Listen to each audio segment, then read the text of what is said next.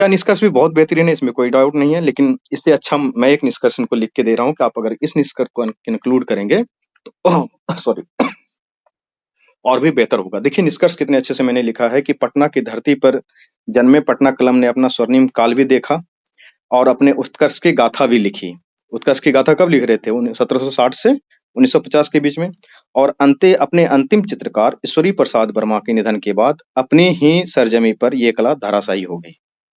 कितना मतलब लगता है कि एकदम पोएटिक वे से लिखा गया है, पढ़ने वाला का दिल खुश हो जाए। तो इस तरीके से जब कुछ निष्कर्ष वगैरह जब भी हम रिमार्क में लिख के आपको देंगे तो उसको आप क्या करेंगे कि नोट करके रख लेंगे अलग से कि पटना कलम वाला आएगा कुछ भी क्वेश्चन कुछ भी आए, जब अंत करेंगे तो ऐसे ही एकदम लाइन लिखेंगे। क्या लिखेंगे कि पटना की धरती पर जन्मे पटना कलम ने अपना स्वर्णिम काल भी देखा, अपने उत्कर्ष की गाथा भी लिखी और अपने अंतिम चित्रकार ईश्वरी प्रसाद वर्मा के निधन के बाद अपनी ही सरजमी पर यह कला धराशायी भी हो गई।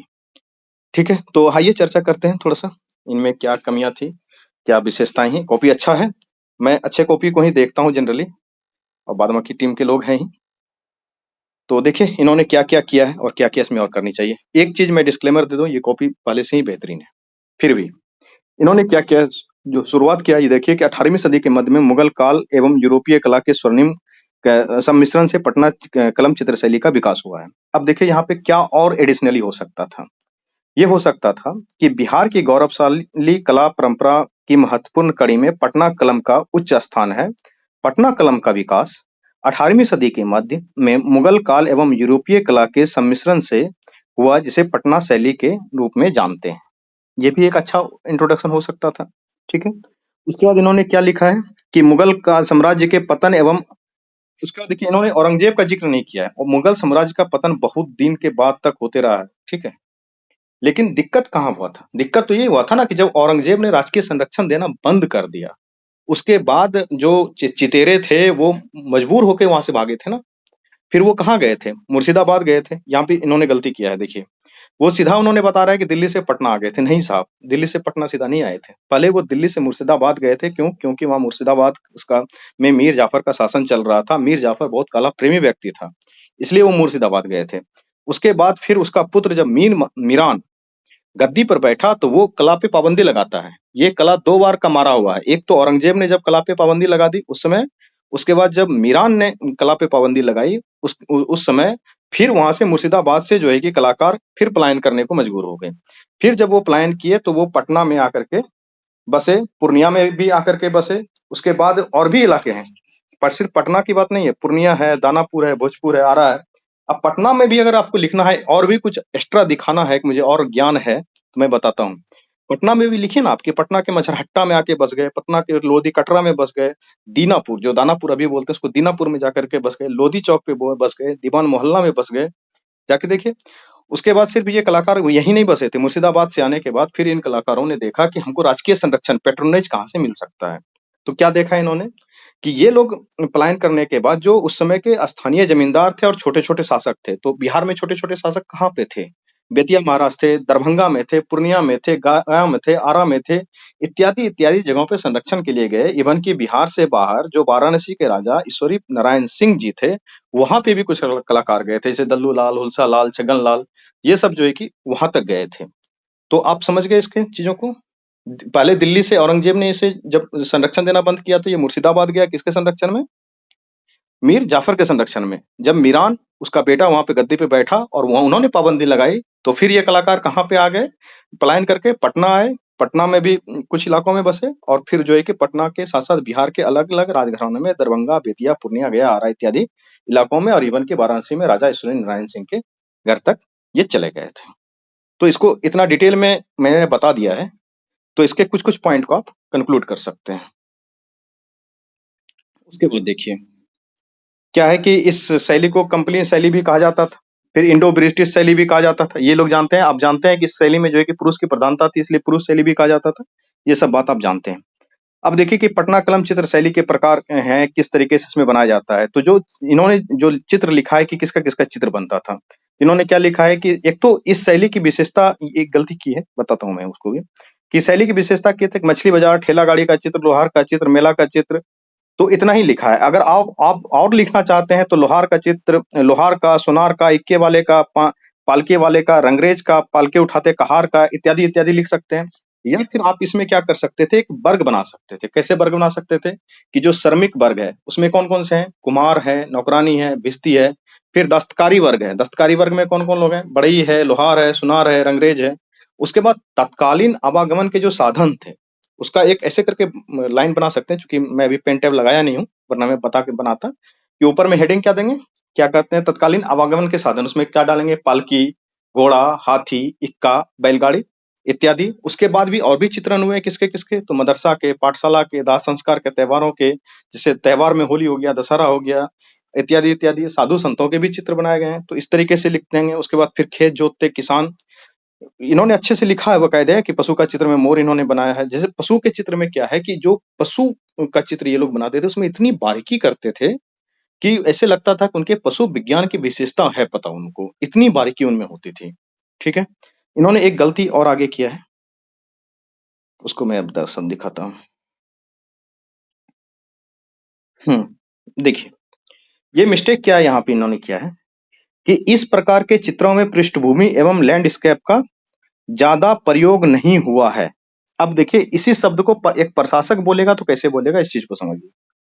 क्या हम लिखे हैं यहाँ पे कि इस प्रकार के चित्रों में पृष्ठभूमि एवं लैंडस्केप, पहले इस बात को समझ लीजिए हम कहना क्या चाह रहे हैं। आप जानते हैं कि जब पटना कलम का जो चित्र बनता था, उस पटना कलम के चित्र में क्या होता था कि चित्र में जो मुख्य चित्र होता था उसकी तो प्रधानता रहती थी, उसमें बहुत अच्छे से उस चित्रकारी की जाती थी, उसके एकदम एक एक बारीकियों को अलंकृत किया जाता था।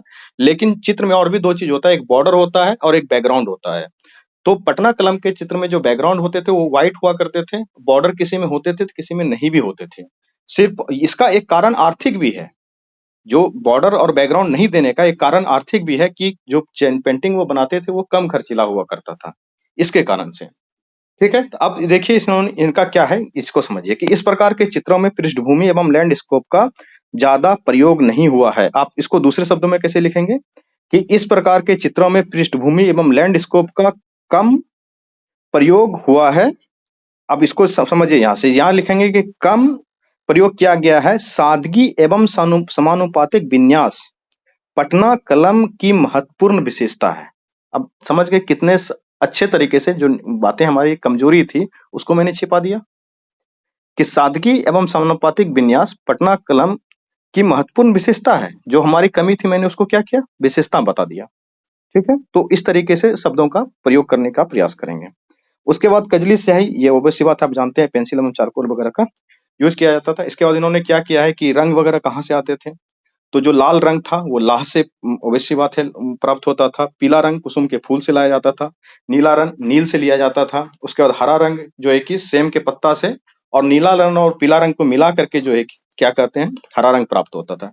गेरुआ रंग स्थानीय मिट्टी से प्राप्त होता था। काला रंग कालिख, कालिख समझते हैं ना, दीपक जलाने के बाद जो काजल बनता था, पहले आपको पता है वो प्रोसेस, कि दीपक जला देते थे, उसको ऊपर थोड़ा सा करके एक दीपक उल्टा के रख देते थे, उसमें जो कालिख जमा होता था काला काला, उसी को काला रंग उससे प्राप्त होता था। या फिर हाथी के दांत को जला करके भी जो है कि वहां से प्राप्त किया जाता था। और जो आसमानी रंग था, ये एक पत्थर होता था, लाजवर्दन पत्थर या लैपिस लेजुली नाम था उसका, उसके पत्थर को घिस के जो है कि प्राप्त किया जाता था। गेरुआ और पीला रंग आप जानते हैं कि एक मिट्टी होता है, गेरुआ मिट्टी बोलते भी लोग हैं, तो और पीली मिट्टी तो आप जानते ही हैं। तो ये गेरुआ और पीला रंग जो है कि स्थानीय मिट्टी से ही इसको प्राप्त किया जाता था। और जो कुछ वर्क होते थे बाद में, जब यूरोपीय लोग आ गए, पैसे देने लगे इनके कलाकारों को, तो कुछ बॉर्डर वाले भी बने हैं चित्र। उसमें क्या होता था कि सुनहरे चांदी का और सोने और चांदी का जो है कि वर्क यूज किया जाता था। तो जो सोने चांदी के कलर होते थे, जो सुनहरा कलर और चांदी का उजला कलर होता है, गोल्डन कलर जिसको बोलते हैं ना, वो कहाँ से आता था, तो वो सोने चांदी के वर्क, उसको महीन पिसाई करके उससे बनाया जाता था। जो चित्रकार थे वो चित्र में जितने भी कलर वगैरह का यूज करते थे, वो सारे के सारे कलर को कहाँ से बनाते थे पता है आपको? जितने भी कलर होते थे, सारे के सारे कलर जो बनाए जाते थे वो अपने से ही ये लोग बनाते थे। कलर बनाने के लिए क्या करते थे ये लोग, किन्हीं को आइडिया है? लाल और इसका जो है यूज किया जाता था कि फूलों से जो उस रंग को बिल्कुल। ले देखिए, लिया जाता था। जैसे रंग में पीला मैंने, रंग बनाने के लिए सर। देखिए कलर के लिए मैंने बता दिया कि ये लाल रंग पीला रंग कहाँ से प्रयोग होता था। देखिए जो कलर ये लोग यूज करते थे, कलर बिल्कुल अपने से ही ये लोग तैयार करते थे। खनिज के फूल हो गए, फल हो गए, विभिन्न वृक्षों के छाल एवं रस से एकदम नेचुरल कलर ये लोग अपने से बनाते थे, कूटते थे, पीसते थे, तैयार करते थे। क्या तरीका होता था?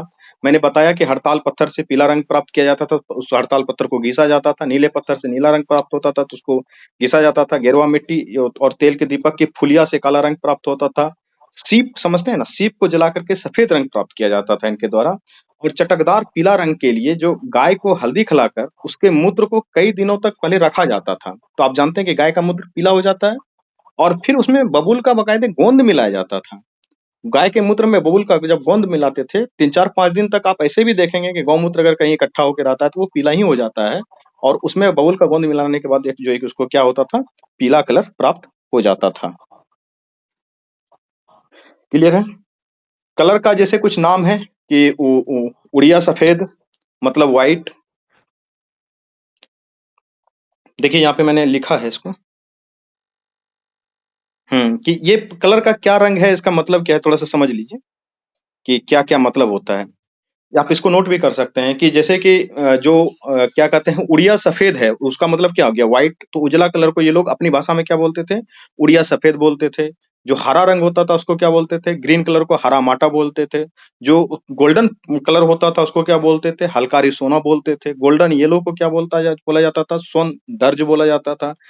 पक्तई कलर को, ग्रे कलर को क्या बोला जाता था, पक्तई बोला जाता था। जो बादामी रंग था उसको क्या बोला जाता था, गोल गुम्फई बोला जाता था। इसी तरीके से तोतई कलर भी होता था, जो होता है ना, हरा, हल्का हरा टाइप का कलर।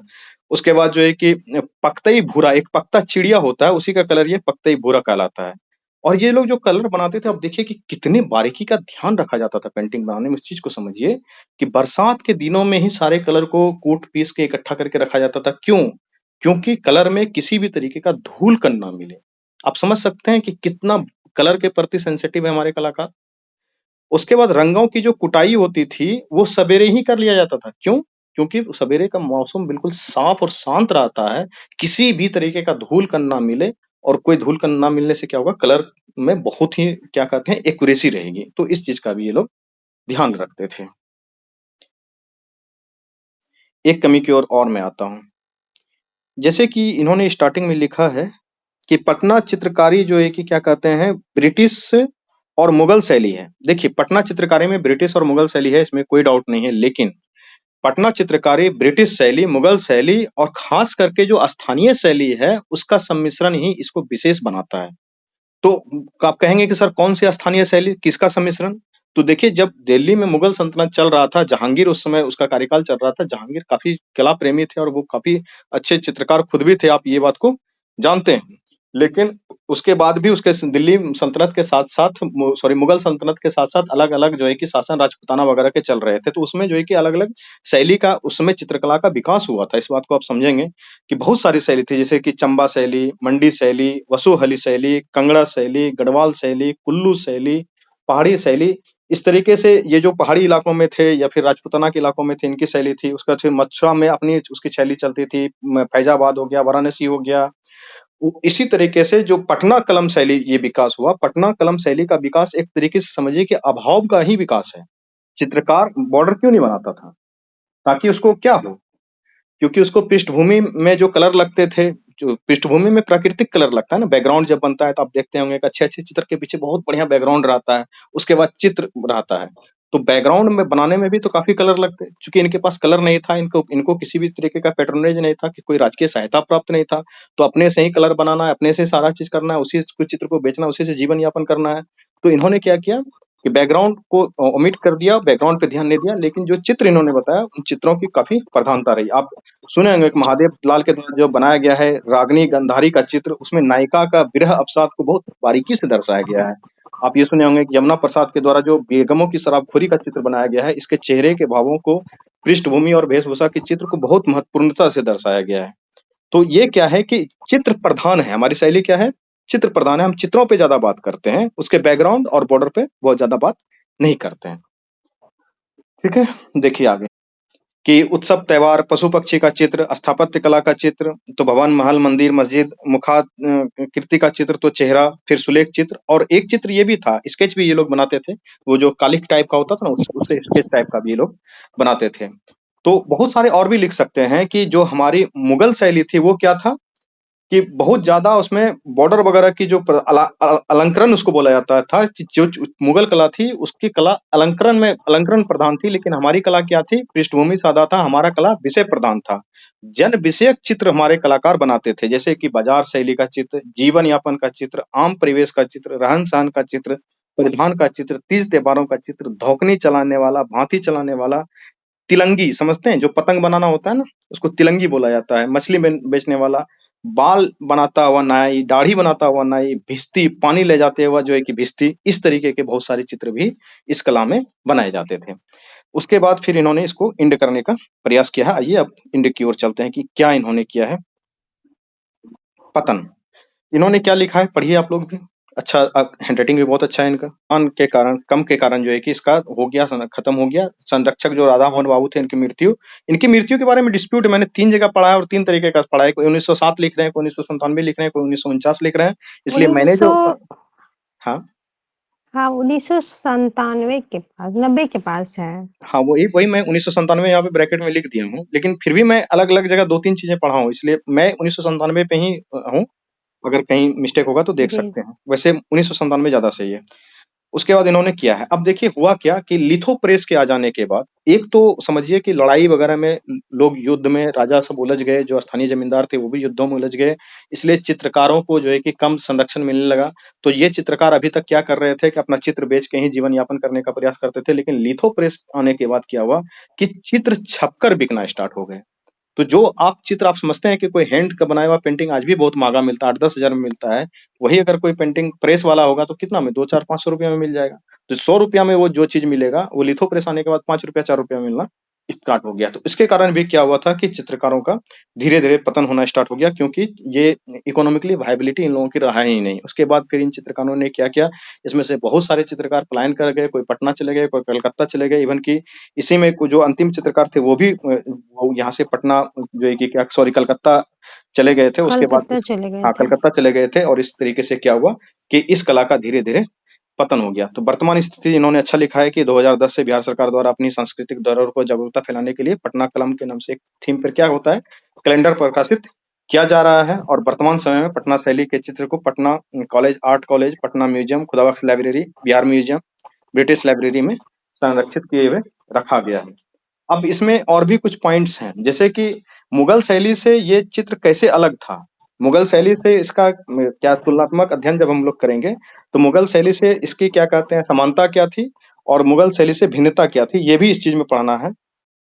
कि पटना कलम शैली का आवासन जो हुआ तो उसमें क्या हुआ कि ईश्वरी प्रसाद वर्मा जो अंतिम कलाकार थे वो कलकत्ता चले गए थे। उसके बाद जो है कि वो धीरे धीरे इस शैली का लगभग खत्म होने की ओर चला गया। और इस कला को जो है कि बचाने के लिए राधा मोहन बाबू ने अथक प्रयास किया था। उसके बाद लेकिन हुआ क्या कि 1997 में आकर के राधा मोहन बाबू का भी निधन हो गया। इस तरीके से लगभग 2 शताब्दी तक यह शैली बहुत चला था, बहुत प्रचलित रहा था। लेकिन 20वीं शताब्दी के उत्तरार्ध आते आते ये हुआ कि जो पटना कलम के कलाकार थे, चित्रकार थे, चितेरे थे, वो सारे जो है कि आश्रयहीन होने लगे और जीविका की तलाश में, व्यवसाय की तलाश में अन्य व्यवसायों की ओर जो है कि ये लोग मुड़ने लगे। और इस तरीके से यह कला जो है कि कलाकार धीरे धीरे कोई लोग कलकत्ता चले गए, कोई बम्बई चले गए, कोई दिल्ली चले गए, कोई सूरत चले गए।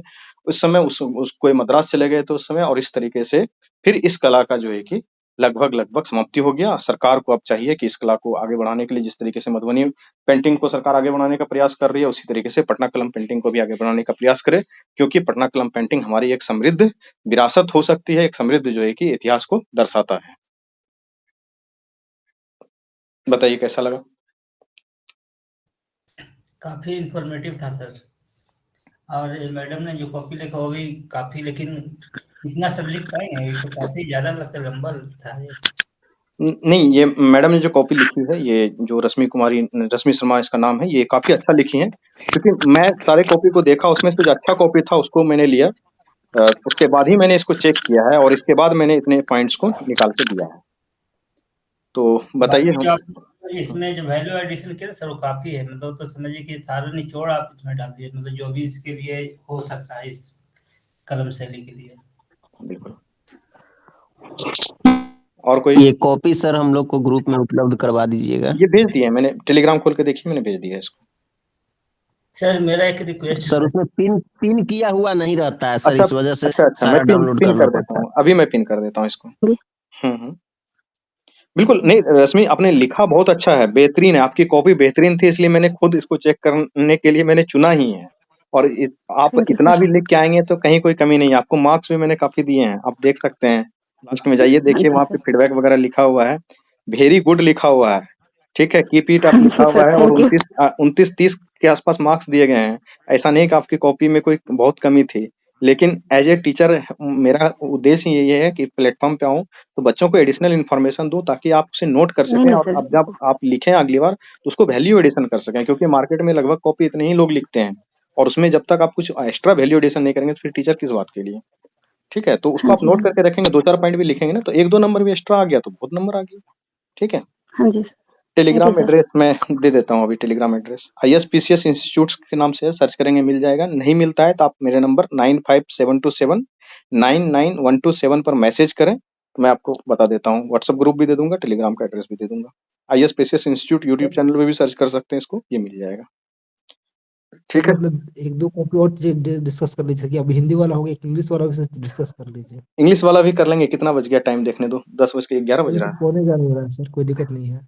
नहीं नहीं, 9 बजे ही स्टार्ट किया है मैंने, मैं कर लूंगा। अच्छा जी सर, ठीक है, कोई दो बात नहीं। डेली जो है ना, क्या कहते हैं, कुछ हिंदी के कॉपी, कुछ इंग्लिश के कॉपी, और हर बच्चों के कॉपी, कुछ कमजोर छात्रों के कॉपी, कुछ अच्छे छात्रों के कॉपी, वो जी दिखाने का मैं प्रयास करूंगा, ताकि जो कमजोर बच्चे हैं वो भी सीखेंगे कि कितनी कमियां होती है। कुछ कॉपी पढ़ते पढ़ते तो मन में गुस्सा भी आता है कई बार कि इतने मतलब बेकार तरीके से इन्होंने लिखा है, फिर उनको समझाना पड़ता है। तो ठीक है, समझाएंगे, हमारा काम ही यही है।